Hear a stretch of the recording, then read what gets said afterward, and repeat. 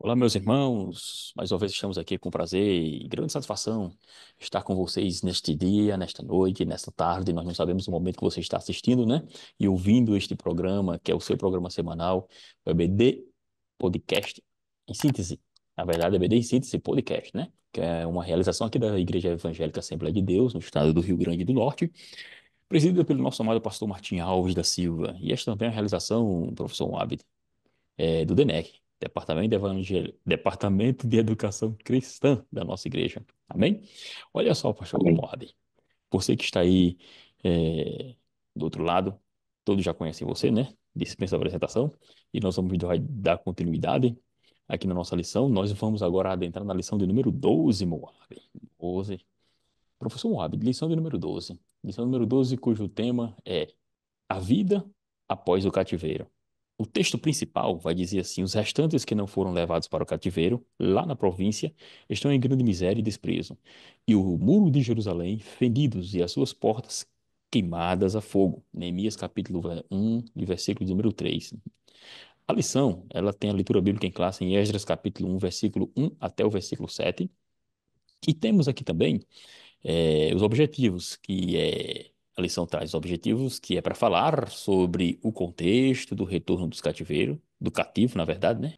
Sobre o contexto do retorno dos cativos, discutir sobre os desafios para a reconstrução de Jerusalém e refletir sobre a atuação dos profetas na reconstrução da cidade e do templo. A lição aqui está dividida em dois, nós temos aqui três tópicos, né? Como de costume. Geralmente tem três tópicos e o professor ele atenta para os objetivos da lição e com o contexto da lição nós aprenderemos justamente nesse momento aqui a focar. Como sempre dizemos, nós vamos focar também nas lições anteriores, porque cada lição elas vão se complementando, né? Cada lição vão se complementando e cada lição elas vão trazendo justamente bases, tanto bíblicas, histórica, teológica, para justamente na construção do pensamento que estamos defendendo, né?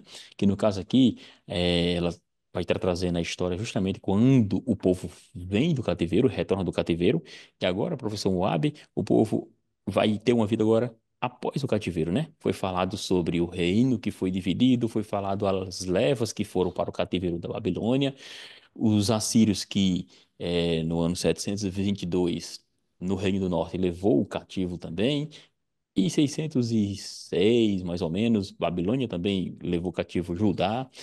E no final das contas, agora o povo está retornando. Então, professor, suas considerações iniciais concernentes à lição de hoje.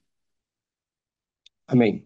É importante o professor ele deixar bem claro para os alunos que há uma distinção entre os moldes do exílio, do exílio não, do momento que o povo de Israel passou no Egito, da ação da Síria sobre o Reino do Norte e do exílio da Babilônia. São três situações distintas com características próprias.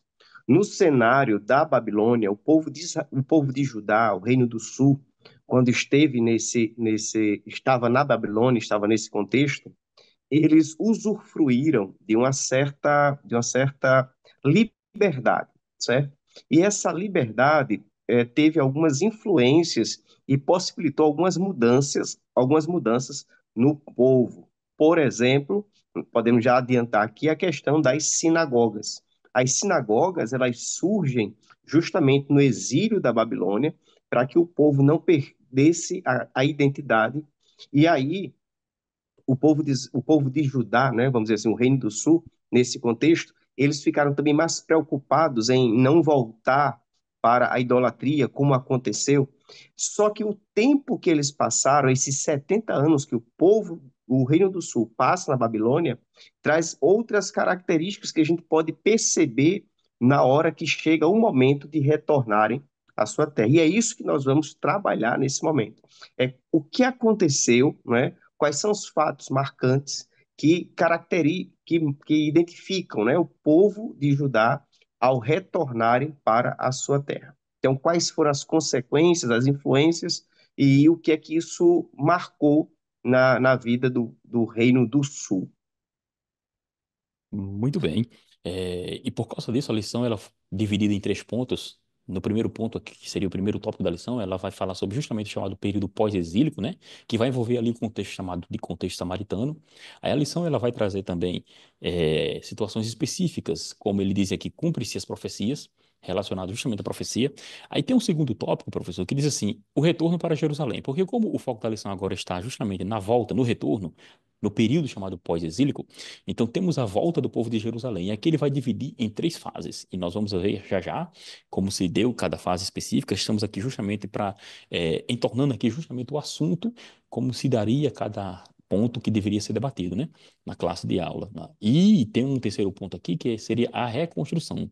Essa reconstrução aí ele vai trazer o foco da oração, a oposição que houve grandemente e a importância dos profetas justamente nessa reconstrução. E importante salientar que quando tratamos aqui desta lição, nós já estamos agora em um período já avançado, como eu disse, cada lição elas vão se complementando, né? Elas vão se complementando. E para tanto, nós vamos também mais uma vez trazer aqui uma apresentação, e essa apresentação vai justamente demonstrar aqui nossa, mais uma vez a apresentação, o tema geral da lição, né? A lição que nós já sabemos está aí, o cativeiro, a vida após o cativeiro, né? O texto base já falou, já falamos. A leitura bíblica está aí. É importante essa leitura bíblica porque é a partir dela que nós vamos justamente compreender o momento que agora vamos conversar, né? Porque esse momento que vamos Professor, conversar. Sim, professor. trazer aqui uma observação que Sim, talvez sim. os professores na domingo possam ter essa dúvida, é que, embora esses slides eles abordem o retorno da Babilônia, na lição tem o tópico um no pós-exílio, fala primeiro do contexto do samaritano, para que o Hum, professor ele explique para os alunos que a realidade do Reino do Norte foi diferente da realidade do Reino do Sul. No tópico isso. 1.1, quando fala do contexto dos samaritanos, é porque a estratégia da Assíria era destruir a cultura do povo dominado. Assim, ele Isso. pegava estrangeiros, colocava em sua região para que houvesse uma mistura cultural e aí a identidade se perdesse. Então, enquanto o tópico 1.1 aborda a questão dos samaritanos, nós vamos ter também a questão do retorno da Babilônia, para que os alunos entendam como foram as características e aí fazer a distinção desses dois exílios. Isso. Porque a própria lição ela vai trazer justamente o momento em que o Império Assírio, agora, isto é, o persa, né? O Império Persa, agora que está neste momento aqui, nós vamos ver aí daqui a pouco a sua abrangência. A lição vai trazer justamente esse momento de substituição, né? O Império Persa, ele substitui o babilônico, né? O babilônico cai e o persa, ele justamente entra. É onde justamente nós observamos o momento do retorno do povo hebreu. Então, como você falou, é importante frisar, porque como a lição vai falar do contexto samaritano, ela vai justamente demonstrar, para informar que quando o povo volta para a terra de Israel, de Jerusalém, na verdade, Jerusalém, né, a terra da Judéia, quando há essa determinação, como está aqui inclusive no capítulo 1 de Esdras, a determinação para a volta, havia samaritanos naquela região, entendeu? E por isso que os samaritanos, ele entra aqui, esse contexto samaritano, como você falou, alguns samaritanos que ficaram lá no norte, ainda influenciados pelo império que havia na época conquistado eles, que foi, no caso, esse sim, o Império Assírio, né? Então, devido a essas circunstâncias aí, esse problema todo que aconteceu, nós observamos que houve essa miscigenação, houve uma mistura, as pessoas passaram a viver de uma forma diferenciada e, por causa disso, o povo da Judéia desconsiderava agora os samaritanos como o povo legítimo, o povo realmente que seria descendente de Abraão, devido justamente a esse momento de miscigenação. Falamos isso, inclusive, na lição anterior, né? E importante frisar agora, justamente nesse período, que quando tratamos agora desse momento, nós estamos tratando desse império aqui, ó, chamado de Império Persa, né? Ou chamado também de Aquemênides. Veja só, por que eu trouxe esse mapa aqui? Esse mapa vai abranger nessa região aqui em Erdim, certo? Todo o Império Persa, todo o Império Persa, e por que nós estamos trazendo esse mapa? Pelo fato que quando a lição ela vai tratar do Império, deixa eu pegar esse aqui. Esse império, todo isso aqui, ó, tudo isso aqui era o Império Persa, certo? Tudo isso aqui era o Império Persa. E por que é importante nós afirmarmos isso? Porque foi justamente nesse período, com a queda da Babilônia, que agora começam esses eventos da chamada volta, do cativeiro, né? Agora não era mais o cativeiro da Babilônia, porque o persa, ele derrota o Império da Babilônia, que havia na época de Nabonido, né? E também o seu corregente Belsazar. Então, apresenta-se aqui justamente o rei Ciro. Então, o capítulo primeiro de Esdras, cujo texto está na leitura bíblica em classe aí da nossa lição, vai dizer justamente assim, que nós vamos ler aqui o versículo número um: no primeiro ano do reinado de Ciro, rei da Pérsia, para que se cumprisse a palavra do Senhor pela boca do profeta Jeremias, o Senhor despertou o espírito de Ciro, rei da Pérsia, que ordenou que proclamasse em todo o seu reino e que pusesse por escrito o seguinte. Aí ele vai justamente tratar o chamado Edito de Ciro, determinando que o povo de Israel voltasse. E a ideia deste mapa para justamente mostrar que aqui está toda a abrangência do seu reino, toda a abrangência do seu reino. Aqui nós temos aqui, professor Moura, e é importante nós frisarmos agora, porque toda a lição está nesse contexto aqui, todo esse mapazinho aqui, na verdade, essa estrutura, né? Mapa não, mapa foi o anterior. Essa estrutura vai demonstrar justamente o que a nossa lição vai tratar. Porque aqui temos aqui, ó, 539, primeiro ponto. 539 é justamente o período do decreto de Ciro, professor. E lembrando que a primeira expedição, que é justamente os primeiros que vão, são em leva de três, né? Três levas, o povo volta em três expedições para Jerusalém. E aqui nós observamos justamente no capítulo 1, versículos do capítulo 1 até o capítulo 11, existe toda essa estrutura aqui por ordenança do próprio rei Ciro. E o ano 539 é importante aqui, porque, como diz aqui nesse texto aqui, foi a primeira expedição que justamente foram com chefes de famílias, como Zorobabel, e o objetivo foi para reconstruir o templo. E justamente aqui foi determinado o chamado fim do cativeiro da Babilônia. Cumprindo-se justamente, professor, o que Jeremias capítulo 29, versículo 10 ao 14, justamente fala a respeito da volta, da promessa que Deus havia dito para o povo da Judéia, lá o Reino do Sul, que eles voltariam para sua terra em 70 anos. Note que, está aqui, o ano 605 foi o ano que o povo da Judéia foi levado cativo, certo? E agora, nesse ano aqui, ó, 538 ou 539, temos aí um período de 70 anos, justamente e especificamente a profecia do profeta Jeremias sendo cumprida literalmente, e o povo retornando para a terra, professor Moab. Exatamente, isso aí mostra que Deus ele está no controle de toda a história. E é muito gratificante, não é, irmão Otoniel? Quando a gente Isso. lê a Bíblia Sagrada e a gente vê que a história ela está alinhada com a Bíblia Sagrada, nós não temos vergonha da Bíblia Sagrada, porque ela de fato é a palavra de Deus, ela está alinhada com fatos históricos. Deus anuncia aquilo que ainda vai acontecer, porque ele é um Deus atemporal, né? Não está abaixo, submisso ao tempo, mas ele define, né, tudo o que acontece, e a gente vê que a Bíblia Sagrada já anunciava os 70 anos. E o interessante é que quando você lê no livro do profeta Daniel, o profeta Daniel, ele pega os escritos, né, e diz, olha, Uhum. é pela conta, porque Daniel Isso. fez a conta, né? Ele faz a conta e diz, Justamente. olha, Deus, a gente está no tempo do retorno. Então, nos Capítulo 9, ajuda versículo para 24. Exatamente. Então, o Daniel, ele é a pessoa que a Bíblia fala que ele pega o escrito, ele faz a conta e ele diz, realmente, agora é o tempo do retorno. E Deus confirma exatamente o que estava escrito por meio também do profeta Daniel.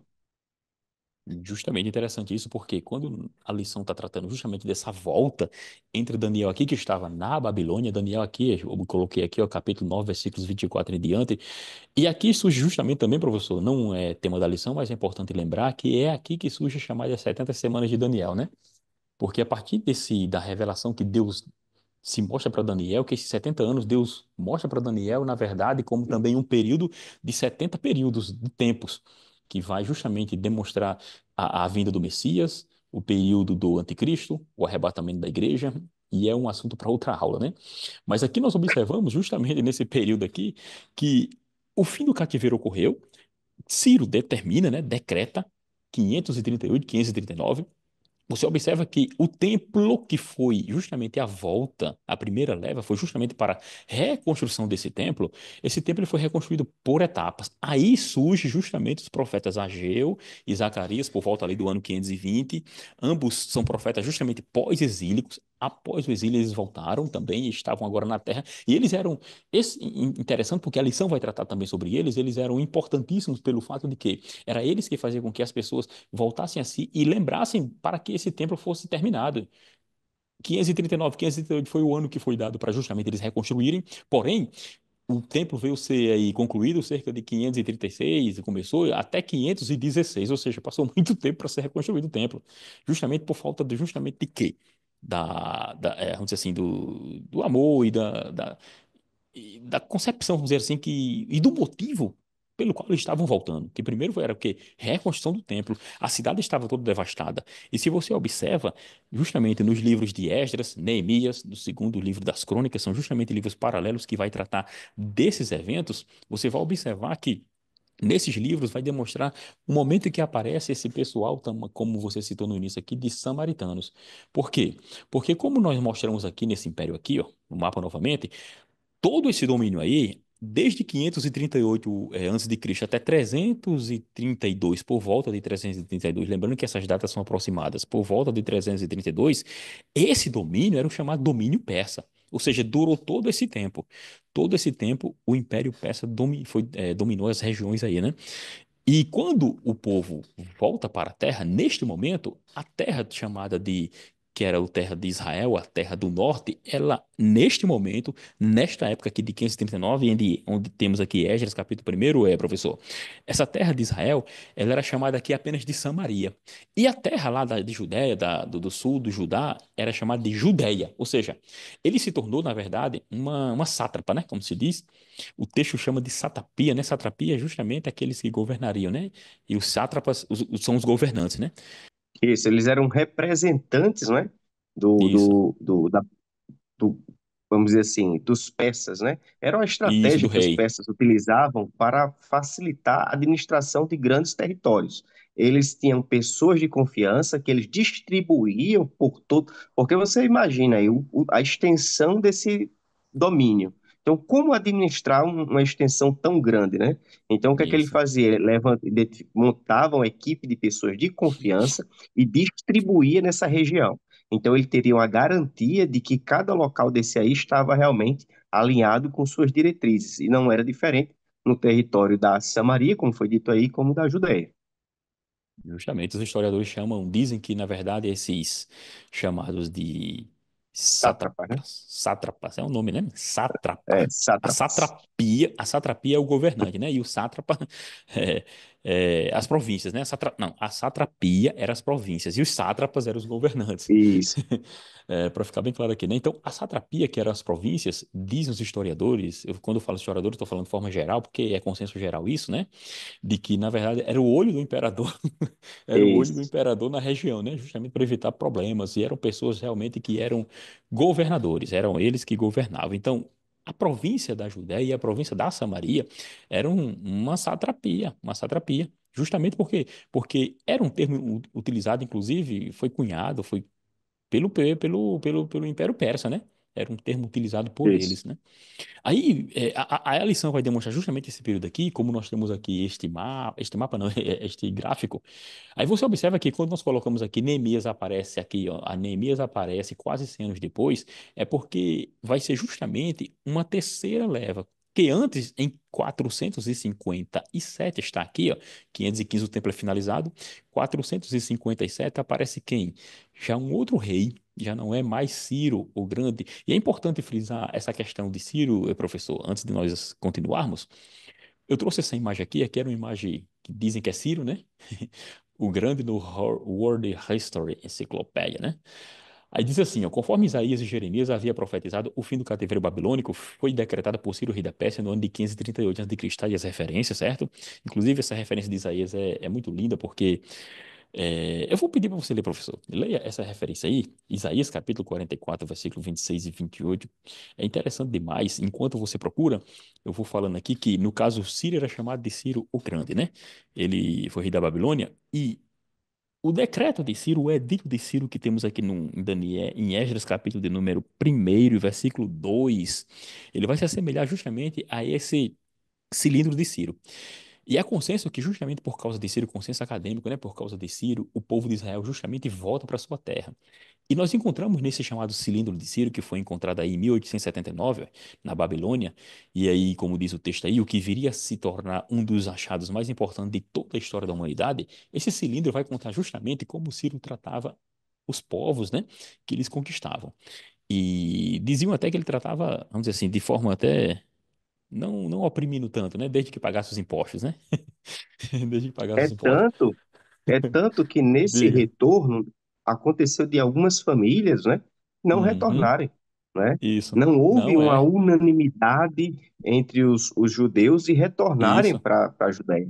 Parte Como ficou nesse... por quê? Porque estava bem, estava estável, Isso. tinha suas casas, seus empregos. Então, houve uma certa resistência de um grupo de retornarem, né? E quem voltou, Justamente. quando a gente lê os profetas, né? Os profetas pós-exílio, uma das questões que Deus trabalha com o povo é justamente a visão, o cuidado com as coisas do reino, né? O povo estava preocupado também com suas prosperidades, né? Construir sua casa, se organizar financeiramente, e sempre Justamente. aquilo que era do templo, tudo ficando em último lugar. Então, houve uma acomodação nesse período da Babilônia, onde o povo passou a priorizar as questões materiais e deixando um pouco de lado, né, aquilo que dizia respeito ao reino de Deus. Aí você vai entender por que Ageu e Zacarias entram no cenário, né? Malaquias já vai Exatamente. aparecer lá, como eu coloquei aqui, depois do século quinto, mais para frente. Mas em especial Ageu e Zacarias. Você observa que uma das profecias do profeta Zacarias e Ageu em especial era justamente trazer o povo e fazendo aquela memória, ele fazia uma comparação de que as pessoas trabalhar, mas é como se estivesse no saquetel furado, ele chama, né? Saquetel furado, ou seja, não havia Isso. prosperidade porque tinham deixado a casa de Deus de lado, né? Tanto é que, como eu falei para você, ó, aqui, ó, 539, 536 começou a construção, veio acabar em 516, muito tempo para a reconstrução. É, e como você disse aí, é importante lembrar, porque justamente não foram todos de uma vez, não. Tivemos três expedições. A primeira foi em 539, a segunda em 457 com Artaxerxes. Aí, em capítulo 7 de Artaxerxes, ele vai justamente falar. Aqui nós temos aqui justamente para lembrar que é a segunda expedição marcou o retorno de quem? Esdras, o escriba, né? Então você lê o livro de Esdras e Neemias, tem que ler os dois juntos, e alguns sacerdotes que foram com ele. Nessa primeira leva aqui, Zorobabel, certo? Foi como o governador da região. E aqui nós temos aqui a segunda expedição como escriba, Esdras era escribas, e como diz aqui, alguns sacerdotes foram com ele, e aproximadamente 60 anos após a reconstrução do templo, ou seja, professor Moab, após a reconstrução do templo, chamado de segundo templo, certo? No ano 515, é que vai acontecer a segunda leva. Leva não, o segundo retorno. Leva é quando eles trouxeram, né? É, o segundo retorno para a cidade de, no caso de Jerusalém. Ou seja, muito tempo, meu irmão. E só em 444, 445 é que vai aparecer o terceiro momento da volta do povo para a terra. Ou seja, você observa que hum, houve justamente o quê? Um prolongamento, estavam acostumados com a terra, vamos assim chamar, né? Então, como nós falamos, e a lição vai falar, e na leitura bíblica em classe fala do edito do Ciro aqui, esse edito provavelmente é consenso não, mas a maioria dos acadêmicos, eles dizem que, de fato, esse texto, alguns discordam, porque sempre vai ter discordância, né? O texto aqui que está nesse chamado cilindro, que nós vamos ler agora há pouco, como ele se assemelha muito ao que tem nas Escrituras Sagradas, nós realmente vemos que foi o momento, porque a data coincide, é o mesmo momento, e é nesse momento que acontece o decreto de Ciro. Porque observa que aqui diz assim, no capítulo número primeiro, antes de você ler o Isaías, viu? Capítulo número primeiro diz assim, ó, assim diz o Senhor, assim diz Ciro, rei da Pérsia, o Senhor Deus dos céus me deu todos os reinos da terra, me encarregou de lhe edificar um templo. Você nota que ele diz o quê? Lhe edificar um templo. Então, por isso que na lição, e aqui nós observamos, que o templo foi justamente a primeira situação em 538, quando Zorobabel vai, ele vai para quê? Reconstruir o templo. Aí ele diz aqui, ó, reconstruir um templo, e o versículo, Jerusalém, tá, o versículo 3, aquele dentre vocês que for do seu povo, que o seu Deus esteja com eles e que ele suba para Jerusalém, que fique em Judá e edifique a casa do Senhor, Deus de Israel. Ele é o Deus que está em Jerusalém. Todo aquele que restar, seja qual for o lugar em que habita, quer homens desse lugar, que os homens deste lugar o ajudem com prata, ouro, tal, tal. Você veja aqui, esse decreto aqui, ele vai justamente demonstrar e vai se assemelhar o que vai estar nesse chamado cilindro de Ciro. Vamos lá, o cilindro de Ciro já nas suas últimas linhas, vamos assim chamar, ele vai dizer assim, ó, Ciro, rei do mundo, não, aqui é o início, né? Rei do mundo, rei de Anchar, filho de Cambises, rei de Anchar. Os grandes deuses entregaram todas as terras em minhas mãos e fiz esta terra habitar em paz. Veja só, o que está escrito nesse cilindro é esse texto aqui. Aí ele diz mais, é onde entra justamente Esdras capítulo 1, professor. E eu vejo com isso justamente o cumprimento maravilhoso das Escrituras. Veja só, ele vai dizer: devolvi as cidades sagradas do ouro lado, ou seja, da além do rio Tigre, cujos santuários ficaram arruinados por longo tempo. As imagens que costumavam viver neles, estabeleci para eles santuários permanentes. Eu também reuni todos os seus anteriores e fiz retornar aos seus lugares, ou seus habitantes, né? E devolvi-os às suas habitações. Esdras capítulo 1.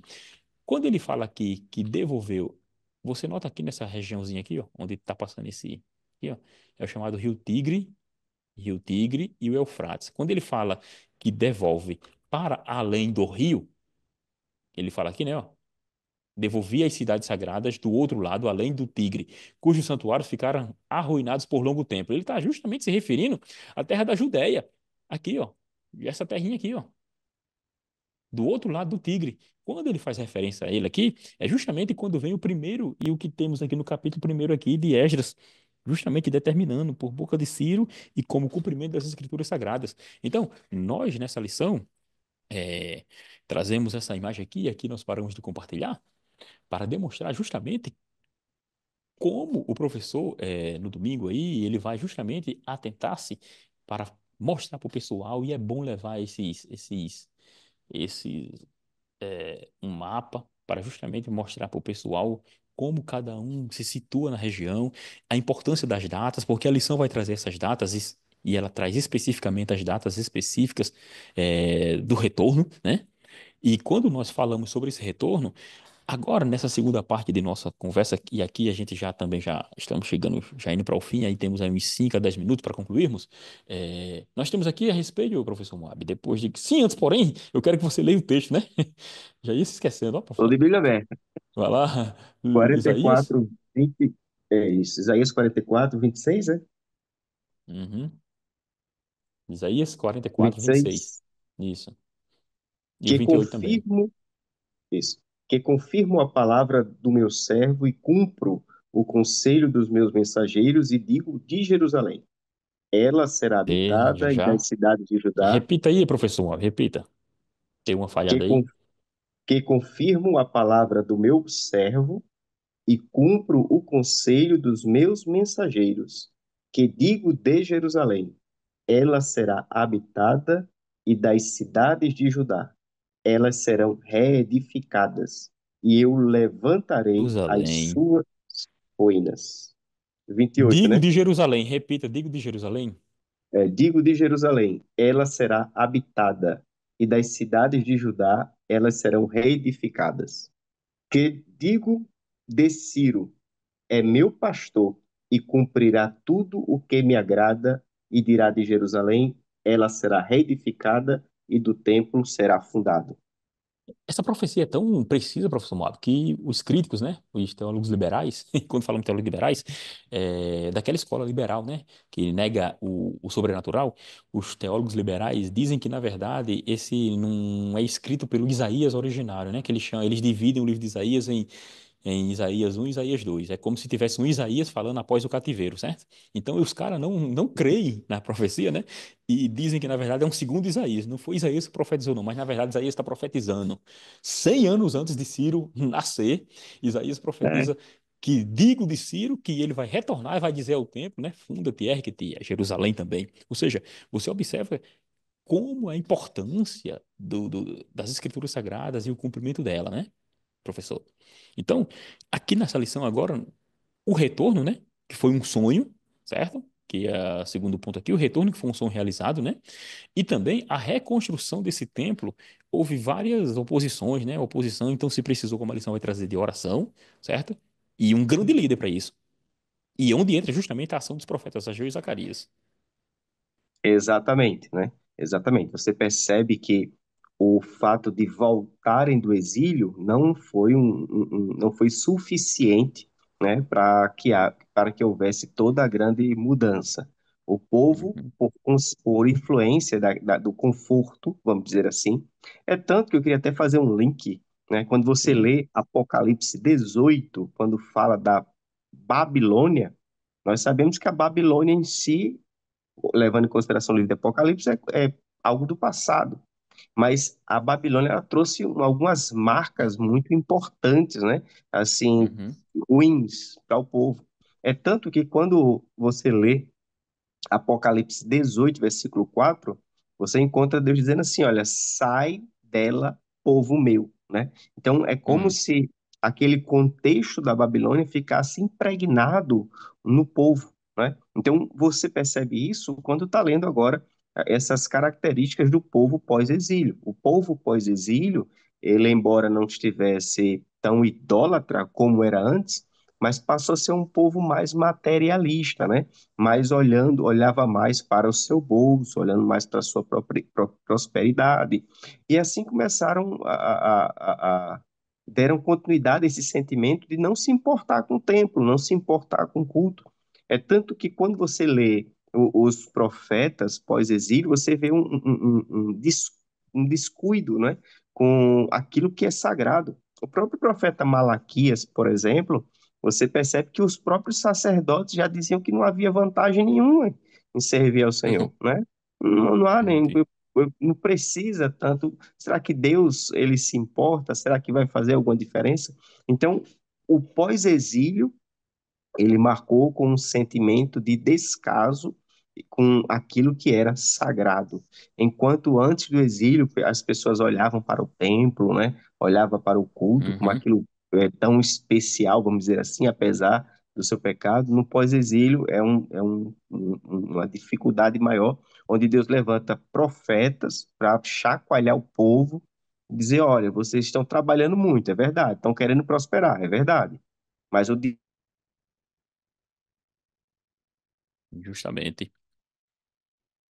Porque, professor, a questão aqui envolve justamente o que é a vontade da pessoa, daqueles que estão justamente na obra, que aqui nós apresentamos, em especial Zacarias e Ageu, pelo fato de que Zacarias e Ageu, eles, como falamos no início, em 520 ele vai aparecer, que já não é mais o rei Ciro que está governando, já é Dario. Não confundir com Dario que Daniel, né, que está no livro do profeta Daniel, né? Não fazer a confusão, é um outro Dario ali, que seria um assunto para outro momento. Mas aqui o Dario aparece, outro rei chamado de Dario, ele vai aparecer, professor. E nesse momento aqui, Dario vai aparecer em 520, profeta Ageu, profeta Zacarias. E importante aqui frisar, professor, que quando falamos de Zacarias, Zacarias era também filho de um sacerdote, né? Filho de um sacerdote. E a importância de Zacarias e Ageu é justamente para trazer o povo à tona. E em especial Ageu, quando o povo reconstrói o templo e observa que o templo não é tão belo como era o templo de Salomão, então Ageu, ele levanta a voz e diz que a glória dessa segunda casa seria maior que a da primeira. E de fato, tanto materialmente como espiritualmente, a glória da primeira casa jamais se comparou à glória da segunda. Materialmente, porque depois ele foi embelezado por Herodes, né? E foi justamente grandioso, até o templo que Jesus ele caminhou. Então, se Jesus está naquele templo, coloca seus pés naquele templo, a glória da segunda casa só pode ser maior, né? Justamente pelo embelezamento físico e também pela presença da própria glória de Deus, que é Jesus em pessoa humana, professor.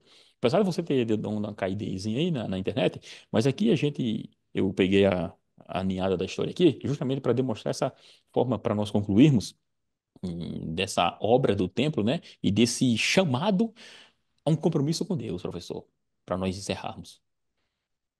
Amém. Então, que possa servir de alerta para todos nós, né? A gente observar a história de Israel, a história do povo judeu e não cometer os mesmos erros, que a gente possa valorizar aquilo que é sagrado, que a gente possa entender que a maior bênção é a presença de Deus na nossa vida, né? Que com essa prioridade, Deus está conosco nas nossas lutas diárias e Ele supre todas as nossas necessidades. Lembrando que Deus é um Deus que cumpre promessas, né? Não, independe do tempo. Algumas demoram mais, outras menos. O povo no Egito passou 430 anos, mas o povo na Babilônia passou 70. ou seja, relativamente pequeno em comparação ao Egito, né? E aqui a nossa palavra é justamente de despertar, de levar a autoestima, olhar para os olhos, ou colocar os olhos nos céus, olhando para o autor e consumador de nossa fé, certo? A lição de hoje aqui, ela traz justamente esse momento. A vida após o cativeiro é uma nova vida, é uma vida com Deus, é uma vida para nunca mais voltar. Então, nós agradecemos a oportunidade do professor Moab dos Santos, nesse trimestre que está se acabando, né? Louvamos a Deus pela oportunidade, agradecemos a Deus. É, Um minuto para sua consideração final. Amém, né? E nossa oração, né? É que tudo isso que a gente vem conversando, vem aprendendo, possa de fato trazer mudanças, né, para nossas vidas, vida dos nossos alunos, e que tudo seja para a honra e a glória de Deus. Amém. Que o Senhor Deus abençoe, te guarde e faça resplandecer o seu rosto sobre ti, tenha misericórdia de ti e te dê a paz. Te damos graças, Senhor, no nome de Jesus. Amém.